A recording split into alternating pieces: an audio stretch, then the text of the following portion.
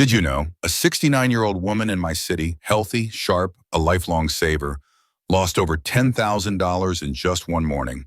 Not because of a bad investment, not because of a thief, but because she trusted a phone call from someone claiming to be a bank employee. Does this story sound familiar? But what shocked me was this: it wasn't just her. Last year, over 300 scams targeted people over 60 in the city. The victims were once very careful, meticulous people who believed, I would never fall for that. And that is the ultimate trap. Older adults, especially those living long, independent lives, tend to trust in stability and order. That very honesty and sincerity can make you an easy target. Today's scammers no longer use crude tricks. They are sophisticated, smooth-talking, and they target your deepest vulnerabilities, your anxiety, your love, or your desire to protect what's yours. It's no longer about emails with typos or nonsensical text messages. They know your real name, your account number, where your children live, and they use what you hold most precious, like your trust and your family, to steal what you've spent a lifetime building. So how do you tell what's real from what's a scam? How can you, after living a wise life, stay strong against these modern tricks? In today's video, we're breaking down the 5 most common scams targeting older adults, and possibly you.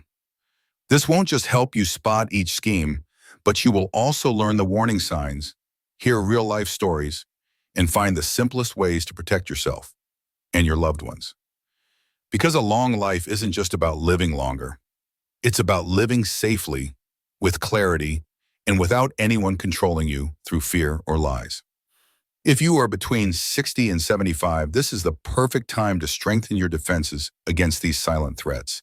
And if you have ever heard, "Sir, ma'am, we need to verify your account," or "It's Mike's daughter, I'm in big trouble," then you absolutely need to stick around. Let's dive in and arm ourselves with a shield of wisdom so no one can fool you, not even once. Scam 1: impersonating a bank employee to ask for information. It doesn't start with a threat. No harshness, nothing obvious, just very gently and politely. "Hello, ma'am. I'm calling from Bank of America. Your account is showing an unusual transaction. Do you have 2 minutes to help me verify it?" Just one sentence like that sounds harmless, but if you keep listening and keep answering, you are walking right into a trap. The trick is this: the fake call doesn't sound like a total lie. They mix truth with lies. They know your name. They might correctly read the last 4 digits of your account. Some systems even display the bank's name on your phone. This makes older adults, who are accustomed to honesty and trust, easily believe that this is real. I vividly remember the story of Helen, 74, from Sacramento, California. One Monday morning, she got a call from an unknown number claiming to be a bank employee. They said her account had fraudulent activity and asked her to read them the security code to lock it temporarily. Worried, she did it, and in less than 3 minutes, nearly $8,000 had vanished. When her daughter discovered it and called the police, all that remained was a cold voice and a series of untraceable bank transfers. Helen fell into a depression for months, not over the money, but because she felt so foolish. That feeling of being tricked cost her appetite, her sleep, and her faith in herself. You see, what hurts the most isn't the money, but losing your trust and sense of control. So how do you avoid it? Just remember one golden rule: no bank will ever call you to ask for a security code, a PIN, or to verify your account by phone. If there is a real problem, they will ask you to visit a branch in person with proper paperwork and a full verification process. Never read a security code to anyone, even if they know lots of your personal information. Don't click any link in a text message that looks like it's from the bank. And if you're suspicious, just hang up and call the bank's official number yourself to check. Keeping your information safe is like keeping your front door locked. Once that door is opened, you never know what could be taken. Remember, you don't need to be a tech wizard. You just need a calm mind. Don't react in a rush. And always take a second to ask yourself, who is this person? And why are they asking me for this? That one moment of thought could save a lifetime of your savings. Scam 2: a fake call from a relative needing money urgently. The second scam is incredibly common, and it's very easy to let your guard down for it. The fake call from a relative who needs money urgently. The scammers don't rely on being smart. They rely on you being loving. And the scary part is they know this very well. They'll call one morning or while you're busy cooking and say, "Auntie, it's me, Emma, your granddaughter. I'm in trouble. I'm at the police station after a car accident. Please don't tell my parents. They'll worry so much. Can you send me $2,000 just for now, for bail, and I'll pay you back when I get home?" Sound familiar? The voice might sound off, but what triggers a reaction isn't the voice, it's the words. Your granddaughter. I spoke with Maria, a 76-year-old from Houston, Texas. One day she got a call like this. The caller claimed to be her granddaughter at a Florida university, held by police for a minor accident and needing fine money to avoid jail time. Because the voice sounded a bit strange, Maria asked, "Why do you sound so different?" The voice replied, "I've been crying so much my throat is raw." She didn't call to verify, she just rushed to the bank to send the money. All she thought was, what if she's really in danger? But by that evening, when her actual granddaughter called, it was already too late. You see, an older person's love is the widest open door for these scammers. They don't care if you're rich or poor. They just need you to love your grandkids. That's enough. So how do you avoid this trap? It's simple. If anyone calls claiming to be family, especially a grandchild, and asks for money urgently, always stop and verify by calling that person's actual phone number. If you're unsure, call your son, daughter, or another trusted relative to check. Most people in real trouble wouldn't hide it from their parents, and they wouldn't demand money within minutes. You could also set up a family password. For instance, if there's a true emergency, your grandchild must say a secret word only your family knows. A simple trick like that has helped thousands of people avoid devastating losses. Remember, love is a wonderful thing, but it also needs to be protected, because sometimes your own kindness is the very thing these criminals exploit. Scam 3. A prize-winning email that requires a fee to claim the prize. This third scam might sound old-fashioned, but it still tricks thousands of people out of their money every year. The prize-winning email that requires a fee to claim your winnings. You might think, I'm not greedy for prizes. But you know what? These aren't outdated-looking emails anymore. Now they look incredibly professional, with logos from Walmart, Best Buy, or even Amazon. The subject line is crystal clear. Congratulations, you have won $5,000. Please confirm within 24 hours. And below it's written coherently, please pay a $50 processing fee for us to transfer the prize. Just $50 to get $5,000. Sounds pretty reasonable, right? Martha, a cautious 71-year-old from Arizona, never played the lottery or entered sweepstakes. But one afternoon, she got a very detailed email. Her name, her correct address, and an internal prize code. She thought, someone must have entered for me. And because the last line clearly stated, if you do not respond by 5 p.m., the prize will go to the next person, she rushed to send the money to secure her spot. But what happened next was nothing. No prize, no one answering the phone. And that email address, it had vanished completely. Did you know? Every year in the U.S., there are tens of thousands of cases just like Martha's. The victims are mostly older adults, not because they're money hungry, but because they don't want to miss a lucky break, especially when they think, maybe this prize is really for me. The danger is these emails aren't random. They're designed to prey on emotions, hope, excitement, and sometimes loneliness. So what can you do? First, remember one simple rule. No legitimate prize ever requires you to pay money up front. Any reputable company, if there's a real prize, will not charge a fee from the winner. If you have to pay to get a prize, then it's not a prize, it's a trap. Also, if you get a congratulations email from a contest you don't remember entering, just delete it. Don't click the link. Don't enter any information. And if it feels off, call your kids or a trusted relative for a second opinion. One phone call could save you thousands of dollars and a good night's sleep. You don't have to be suspicious of everything. Just be mindful, because sometimes what costs you money isn't greed, but a very genuine hope. If you're still watching and finding this helpful, let me know by dropping a 3 in the comments below. And if you haven't already, please consider subscribing and hitting that notification bell so you won't miss our new videos. Your support helps us keep making useful and inspiring content. Scam 4. Lua Dao Do Tu Sin Lo Cao Khum Rong Wan Guk. Be extremely wary of any investment promising unbelievable returns. These offers don't come from poorly dressed, bumbling individuals. On the contrary, the scammers speak very professionally, use sophisticated investment terms, and always stress one thing.